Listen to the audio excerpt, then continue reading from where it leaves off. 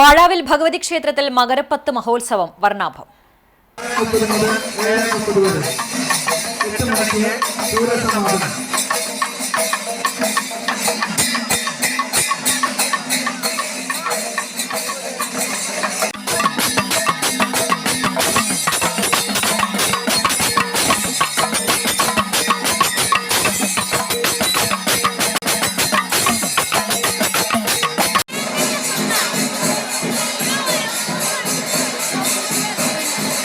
പുലർച്ചെ 4:30 നട തുറക്കലിന് ശേഷം അഭിഷേകങ്ങൾ, മലർനിവേദ്യം, 6 കൊടിയേറ്റം, 6:15 നടക്കൽപ്പറ, 7 മണിക്ക് ഉഷപൂജ, 11 ഉച്ചപൂജ എന്നിവയ്ക്ക് ശേഷം നട അടച്ചു.